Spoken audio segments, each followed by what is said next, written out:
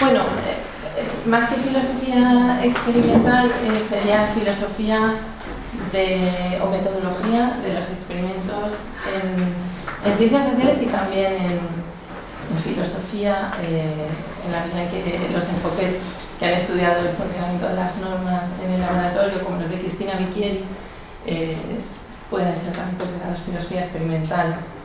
Y bueno, de hecho esta presentación, o una versión muy parecida, la voy a presentar justamente en Granada, en el acto que acababan de presentar los anteriores ponentes. Entonces, la motivación de mi charla, como digo, es metodológica, y lo que me interesa es desentrañar o aclarar el fenómeno de la reactividad, que es el término que voy a usar a lo largo de la presentación, pero que ha sido referido de muchas maneras, como efecto placebo, artefactos metodológicos, efectos de Hawthorne, características de demanda del entorno experimental, efectos del experimentador, todo este conjunto de términos que se refieren a la idea de que los sujetos experimentales o los sujetos en un experimento pueden cambiar su comportamiento en función de estar siendo estudiados y no en función de la variable experimental. O sea, como la idea de que no hay un control experimental total y por tanto los sujetos reaccionan de maneras no controladas a las intervenciones causales que se producen en los experimentos.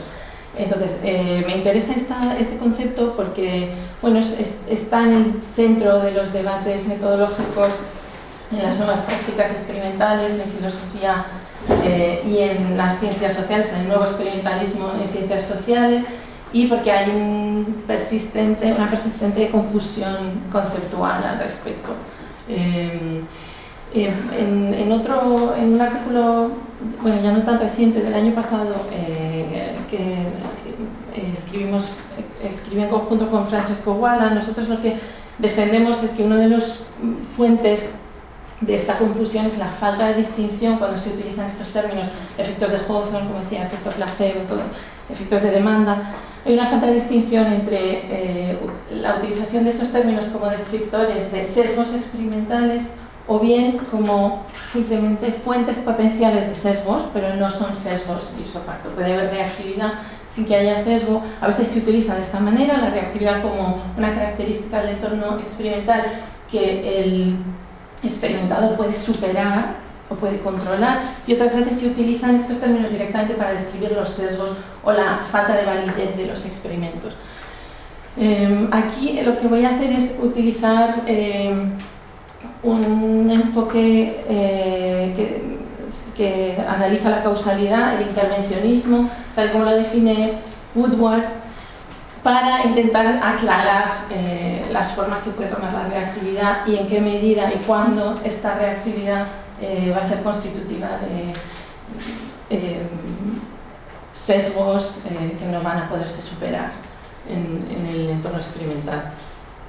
Y me voy a centrar en un tipo de intervención causal que es común en el nuevo experimentalismo en ciencias sociales y filosofía, que es las intervenciones causales que se llevan a cabo para introducir pistas normativas o entornos normativos, interpretaciones normativas, para generarlas y estudiarlas en los entornos experimentales y estudiar la reacción de los agentes. Y lo que sostengo es que este intervencionismo causal woodwardiano nos va a permitir distinguir entre formas de reactividad benigna o que no van a tener consecuencias para la validez experimental y formas de reactividad que yo he llamado malignas, que van a tener efectos sobre la validez, que van a invalidar los resultados. Entonces yo lo que propongo es que el intervencionismo causal nos da una herramienta conceptual para distinguir entre estos tipos de reactividad, estos tipos de reacción no controlada. Durante años, y esto voy a pasar muy rápido porque no hay tanto tiempo, pero una de las cosas que creo que explica que ha habido un primer periodo de poca claridad conceptual es que en torno al nuevo experimentalismo, a la nueva experimentación, en filosofía y ciencias sociales, es que estas prácticas han tenido una influencia importante por parte de las prácticas de los economistas experimentales. ¿Y por qué esto ha sido así? Bueno, esta es la descripción, según Erdwig y Orman, de lo que distingue las prácticas de los economistas experimentales de las prácticas de otros experimentalistas, como los psicólogos sociales. La idea es que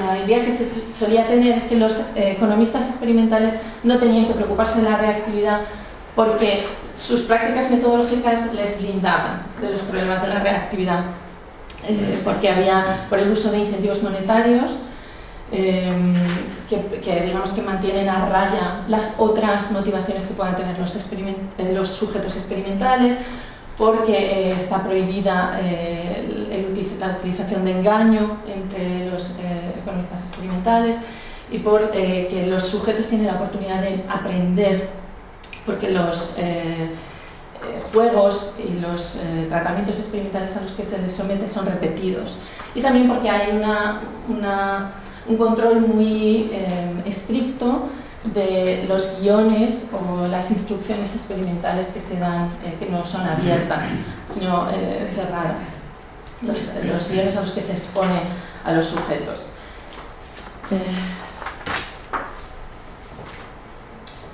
Sin embargo, lo que yo defiendo es que a partir de la evolución de la economía experimental hacia el estudio de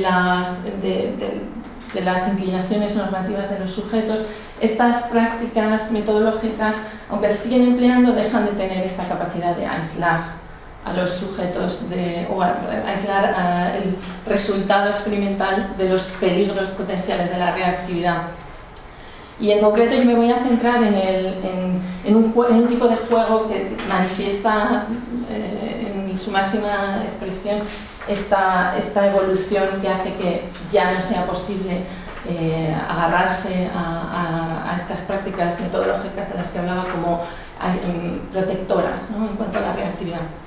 Entonces, a partir de la extensión de los juegos, como el juego del ultimátum, que es que se crea o se inventa, digamos, en el 82, y después del juego del dictador, que aunque es del 86 en su versión teórica, con incentivos reales se empieza a jugar, digamos, por primera vez en el 94, es a partir de la explosión del uso de estos juegos, de estos guiones, cuando lo que se hace precisamente es romper la capacidad del uso de incentivos económicos para aislar a los resultados de la reactividad, porque precisamente lo que se hace con estos juegos es romper la idea del supuesto de dominancia de los incentivos económicos como causa principal o exclusiva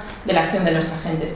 Creo que no hace falta que repase que es un juego del dictador, pero a lo mejor no lo sé, estoy pensando, quizá alguien necesite que se explica tan rápido porque es un juego tan sencillo, pero si alguien necesita... Ya lo he explicado. ¿Sí? Sí, no. Pero otra vez hace falta.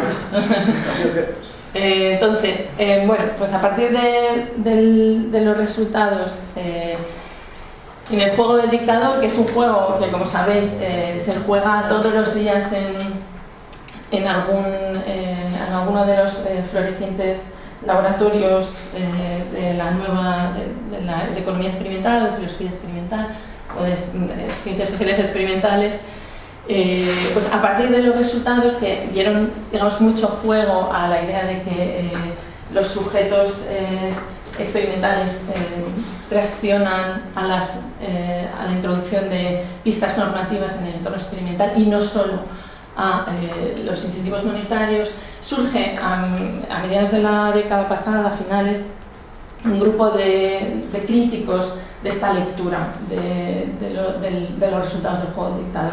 La idea de que sujetos que no tienen ninguna obligación ni ningún incentivo monetario a compartir dinero con sus parteneres de experimento, sin embargo lo hacen,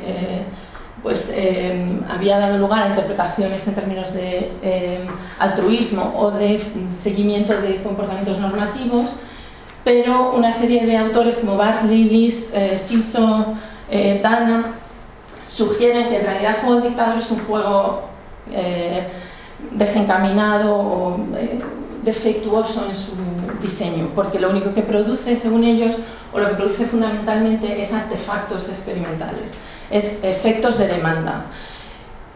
Lo que estos autores defienden es que el juego del dictador nos demuestra que los sujetos experimentales quieren complacer al experimentador, y el hecho de que repartan dinero con el resto de participantes del experimento simplemente indica que no quieren aparecer como egoístas, pero no indica que no lo sean.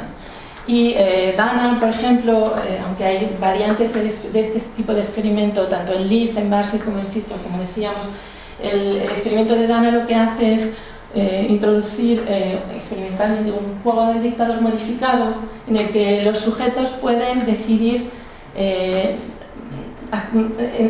jugar en un entorno no transparente en el que ellos no saben, por elección propia, qué efectos tienen sus acciones sobre el bienestar, sobre el dinero que reciben otros sujetos. Pero lo que Dana demuestra es que los sujetos experimentales prefieren no saber para poder optar por las opciones egoístas en las que no reparten dinero. En su juego, las elecciones del dictador en el juego están relacionadas solo de manera probabilística con los resultados finales, y por tanto lo que Dana descubre es que los jugadores quieren tener el suficiente espacio moral para la ambigüedad, prefieren no saber que lo que hacen tiene consecuencias. Por tanto, lo que Dana concluye es que el juego del dictador no modificado, el juego del dictador clásico, solo nos está indicando que los sujetos no quieren parecer egoístas, que no quieran serlo. Esto se ha interpretado en términos de la reflexión que se ha sacado de estos juegos acerca del problema de la reactividad, el problema de los efectos de demanda, han sido variadas, pero bueno, algunas han ido en torno al problema, a los problemas a los que hacía referencia de efectos de demanda. Cuando se sacan conclusiones acerca de cuál es el futuro para tratar este problema de la reactividad, pues Sitso lo que ha concluido es que los efectos de demanda son un problema en aquellos experimentos en los que los objetivos del experimentador y los del sujeto experimental coinciden, y por tanto desanima o desaconseja el uso del dictador porque lo ve como, lo presenta como un juego demasiado obvio.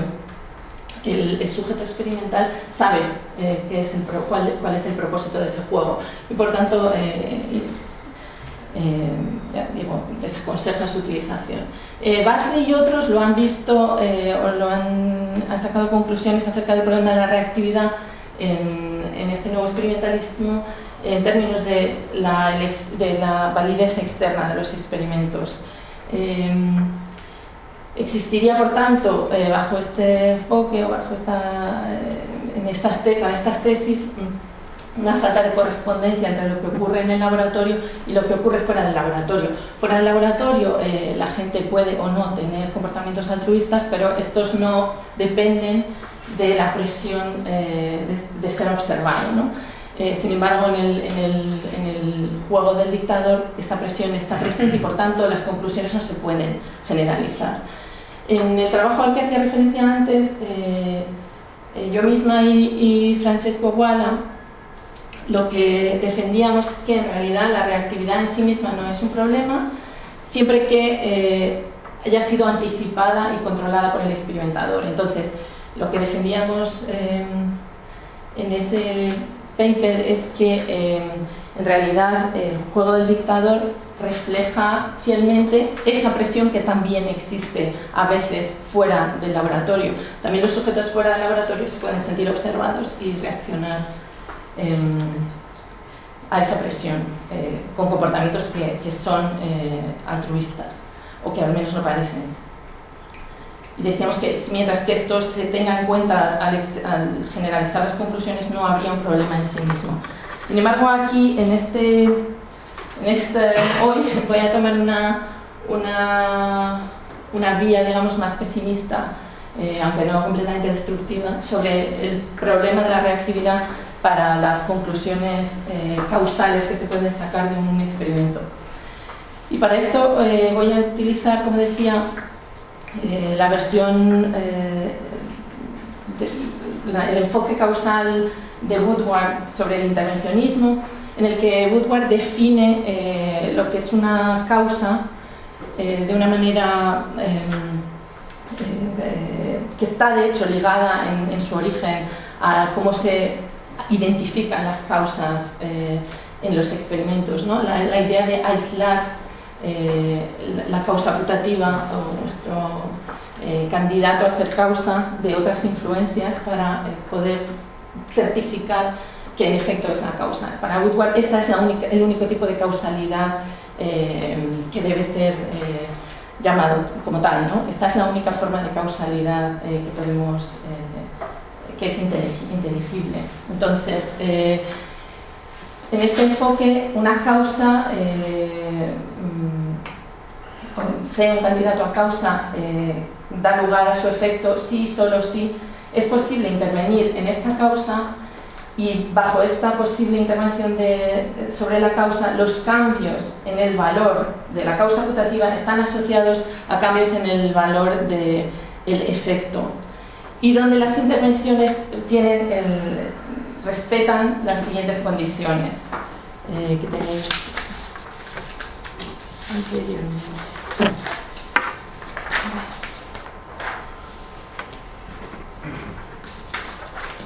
Perdona, porque no sé qué he hecho con la transparencia, entonces quería enseñar esta, pero no, para no equivocarme yo al escribirlas. A ver, en primer lugar, la intervención debe interrumpir la relación causal entre la causa putativa, el candidato a causa, la variable que pensamos que puede ser una causa, y otras causas previas.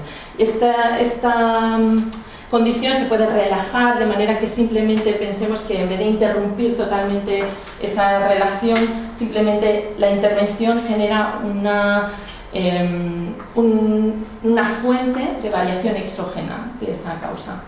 Es decir, si nos interesa el efecto del salario en algún tipo de comportamiento, es muy difícil o imposible que podamos nosotros intervenir en el salario de un sujeto y determinarlo completamente, pero bastaría con que nuestra intervención proporcionara una fuente de variación exógena que no tenga relación con ningún otro camino causal de los que estemos analizando.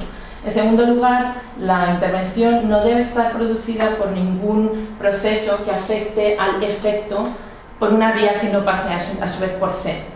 Todo esto, ya digo, en realidad suena más enrevesado, pero intuitivamente es lo que hacemos siempre que estamos analizando empíricamente, experimentalmente la causalidad. Estamos precisamente interrumpiendo las otras vías de cambio del efecto que nos interesa y estamos centrándolo en la causa cuyo efecto estamos estudiando, en la causa que queremos comprobar si lo es, ¿no? En tercer lugar, la intervención deja los valores de otras causas de C, excepto los que pasan de la intervención a la causa putativa al efecto, los dejan sin cambios, los dejan inalterados. Y en cuarto lugar, la intervención no debe causar el efecto por ninguna vía que no sea la de la intervención experimental. Esta sería la representación gráfica de estas intervenciones. Esto es lo que las intervenciones, tal y como tienen que ser idealmente, las intervenciones experimentales o causales que dan lugar a la comprobación empírica de que C en efecto causa E. Como digo, es intuitivamente, y para los científicos experimentales, sobre todo los de ciencias sociales, ya tienen en sí mismos un lenguaje muy parecido. Lo que Woodward hace es generar a partir de esto un análisis filosófico de qué es la causalidad y qué debe ser la causalidad. Para él la causalidad solo puede ser esto. Entonces, ya volviendo a las prácticas relacionadas con el nuevo experimentalismo y a la reactividad,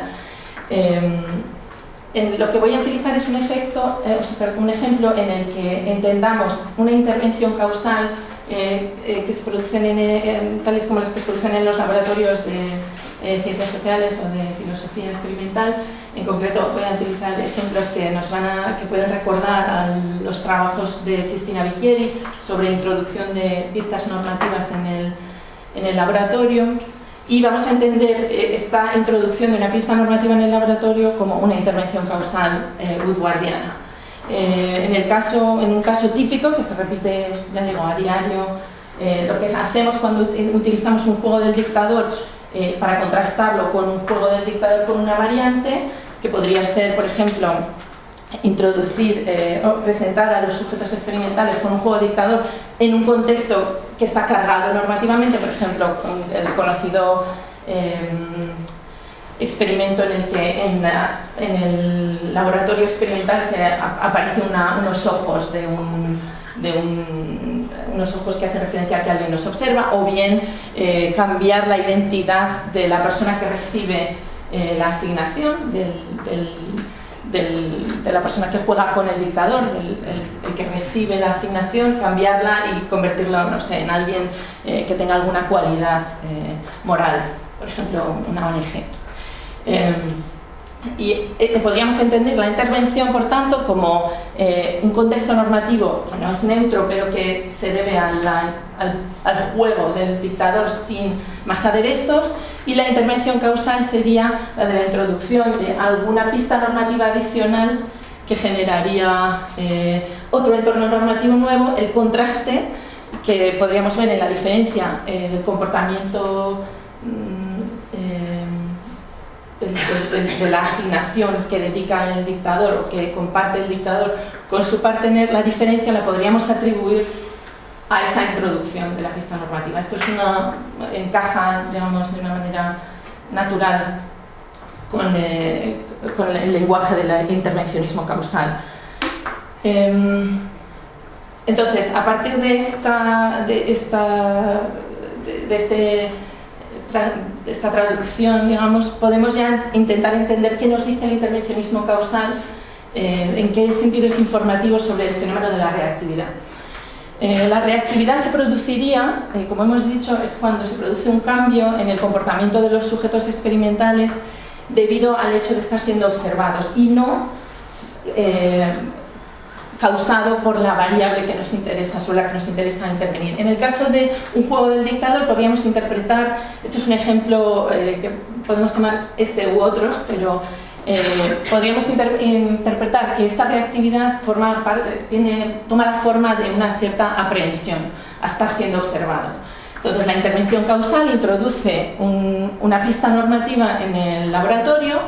Esta pista normativa tiene un efecto sobre nuestro comportamiento en la asignación que damos a nuestro partener en el juego, pero también, y esta es la reactividad, introduce una variable de aprehensión, una sensación de incomodidad, o lo que queráis, digamos, no hace falta que sea necesariamente eso, puede haber varios mecanismos.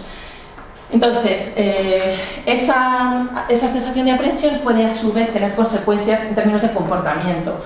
Por ejemplo, los sujetos que se sienten observados quizás se sientan en la silla de una manera distinta, o no sé, no se rascan la cabeza, lo que sea. Y eso también es un efecto en términos de comportamiento de la reactividad. Pero no es un efecto de comportamiento que al experimentador le interese en principio, a priori. Bueno, podría, pero en este caso en el que queremos intentar ver el efecto de la norma sobre el comportamiento de asignar o de compartir algo con nuestro compañero, no nos interesaría. Aquí ya entonces podemos distinguir dos tipos de reactividad. Una reactividad que es, digamos, benigna, en el que la intervención tiene este efecto y este efecto, a nosotros nos interesa pero este efecto no molesta, digamos, a la inferencia causal en ningún caso. ¿Por qué? Porque esta variable está da del camino causal que nos está interesando, no lo afecta, es ortogonal. En este caso, supongamos que yo me sienta observada da lugar a que yo dé más dinero. Por un lado, doy más dinero porque la norma, la pista normativa me afecta como me tenga que afectar, como se suponga que sea, pues positivamente, y doy más dinero, pero hay una parte del dinero que doy de más que a lo mejor se debe a que me siento observado. El problema de esto de este esquema es que estamos violando la condición 3 de Woodward. Si recordáis, la intervención no deja los valores que toma la causa C inalterados, salvo los que pasan por el camino de C y E. Hay otra manera en la que la intervención está afectando al resultado que nos interesa. Y siendo esto así, podemos distinguir entre formas de reactividad benignas, las que no afectan al camino causal que nos interesa, y malignas, las que violan la condición IN3 y que tienen en principio un impacto sobre nuestra capacidad de sacar conclusiones causales del experimento. Una vez que pasa eso, ya no podemos decir que la diferencia en las asignaciones entre... 25 minutos. Yo 25, ya voy a terminar. Que la diferencia en las asignaciones que se observan en los escenarios alternativos se debe a la causa putativa, porque se debe a eso y posiblemente al otro camino causal que ha tomado nuestra intervención, que pasa por la aprehensión. En ese caso, en este sentido, en esta interpretación estricta woodwardiana, la reactividad maligna convierte al experimento en un ejercicio que no es causal. Algo ha pasado, pero no podemos decir que lo que ha pasado es un proceso causal, es algo que no se puede identificar causalmente bajo esta perspectiva woodwardiana. Podríamos decir, bueno, pero eso pasa todo el rato en los ensayos clínicos, ¿no? Esto está muy trillado, eso es lo que llamamos el efecto placebo y la gente tiene una manera de resolverlo. ¿Cuál es la manera de resolverlo? Pues la de efectivamente plantear un grupo placebo que no tenga el efecto, el principio activo, sino que simplemente nos sirva para generar lo que sea esta aprehensión. En este caso sería normalmente asociamos el efecto placebo a una sensación de expectativa que puede tener consecuencias positivas para la salud, pero no solo, o para otros comportamientos que no nos interesen. Pensemos que en un grupo de personas que tienen una dolencia, un ensayo clínico introduce en un grupo el principio activo, en el grupo de control un placebo, y después lo que hacemos es seguimos restando los efectos sobre la salud y pensamos que el efecto sobre la salud neto, la diferencia, ya es neta del efecto placebo. Y esta es la manera en la que lo resolvemos. ¿Por qué no podríamos resolverlo de la misma manera? ¿Por qué no tratamos la reactividad maligna con este mismo tratamiento? Pues, ¿por qué no? Pues porque en las intervenciones yo lo que defiendo es que las intervenciones causales que hacemos en los experimentos donde introducimos pistas normativas, lo que no podemos suponer, que en cambio sí podemos suponer en el caso del placebo frente al principio activo, lo que no podemos suponer es que la aprehensión que se produce en uno y otro caso van a ser la misma. ¿Por qué? Porque el tratamiento y el control no son el mismo. Como el tipo de causación que se produce es mental, no es una píldora. La píldora que nos da, si somos del grupo de tratamiento y el grupo de control, en el mejor de los casos son exactamente análogas. No siempre puede no pasar en el caso de los placebos, si el tipo de tratamiento es muy complejo o si tiene unos efectos secundarios muy aparatosos, pero vamos a ponernos en el buen caso, en el caso mejor en el grupo, en los ensayos clínicos. Las píldoras son iguales, tengan un principio activo, contengan un principio activo o no lo contengan. Por tanto, esta resta, digamos, en la variable que nos interesa, sí es neta del efecto placebo. ¿Qué ocurre aquí?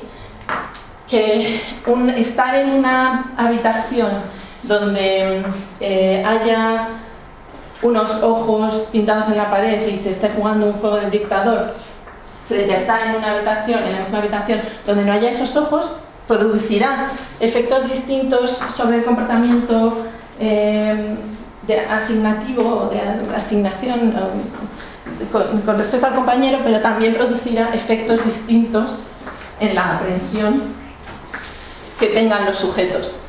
Y por tanto, esta resta, digamos, no es neta de este camino causal. porque ese camino causal es característico de cada tratamiento, no se puede comparar entre tratamientos. Dicho de otra manera, cada script experimental que produce una reacción reactiva y una reacción debida al tratamiento es interpretada de forma holista por cada individuo. No podemos separar modularmente los componentes.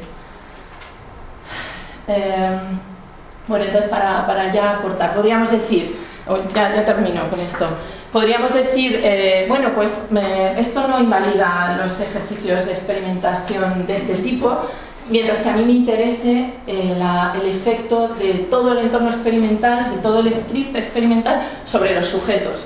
Es verdad que no se puede descomponer, pero bueno, yo me voy a centrar en los efectos causales de este conjunto, contengan normas y otros efectos reactivos conjuntamente, de forma inseparable, me interesan.